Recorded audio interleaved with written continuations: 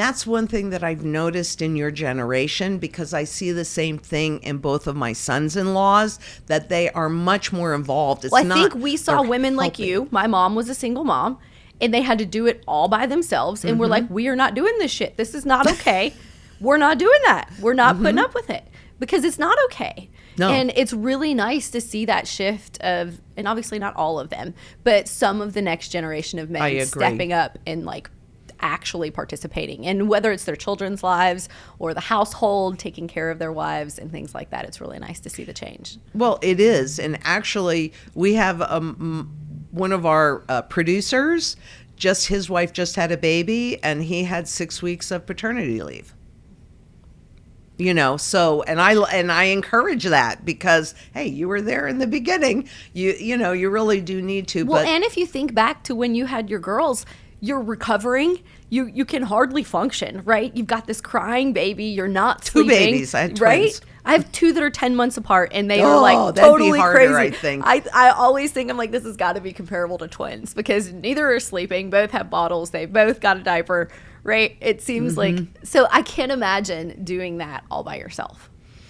I mean, don't we all do what we've got to do? Yeah, you don't have a choice. I wasn't going to stay married, that was for sure, because, honestly, I don't know who's going to hear this, but anyway, I mean, really, the reason that pushed me over the edge to get a divorce when I did was I didn't like the control and how he was pushing down my daughters. And I said, that is not going to happen. And so I always encourage them to, I'd say, and when you go to college, and when you go to college, and when you go to college. And so it was never a question, are they going to go to college? Both of them have advanced degrees. I'm very proud of what they're doing in their lives. And then once they went to college, then it was, and when you're 30, and when you're 30, and when you're 30. Because I wanted them to have the ability to support themselves and not sit there or have to make a choice because somebody else was bringing in the money. I'm so glad you said that because I was pregnant with my 3rd child, and I found out my ex-husband was having an affair. And obviously, like you, I wasn't going to stay married. And I started posting on social media about 4 years ago because I had bought my original property before that. I had this RV park that was cash flowing really well.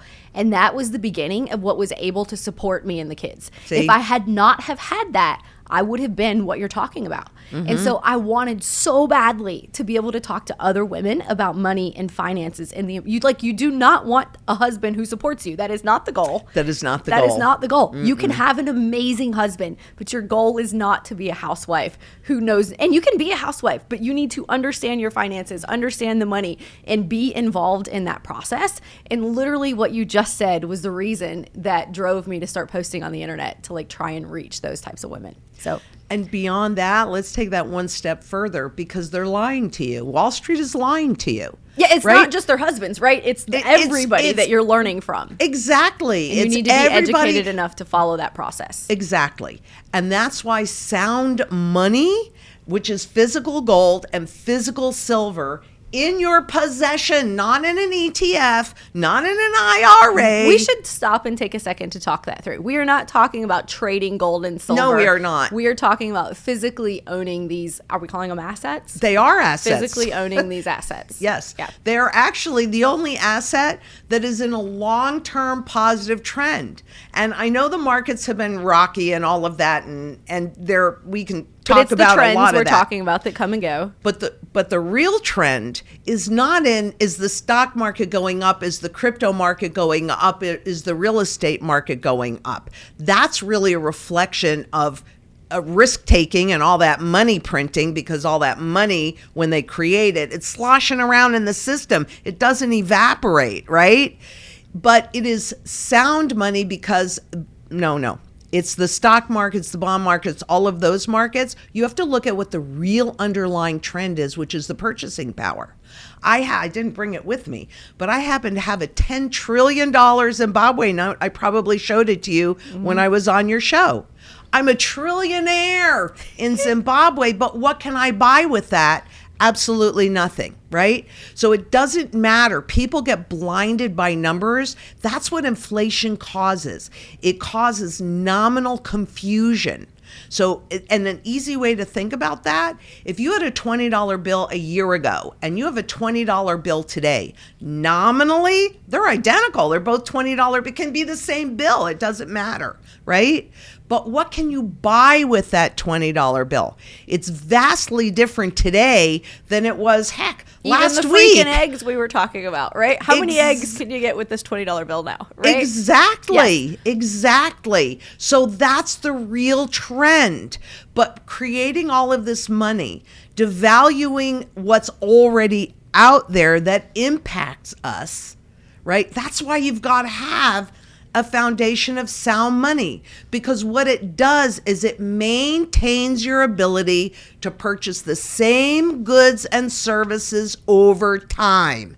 They can manipulate the spot market. They do manipulate the spot market.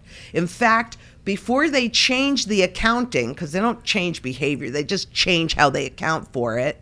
I was in the Bank for International Settlements database on derivatives, and derivatives are just a big, unsubstantiated bet.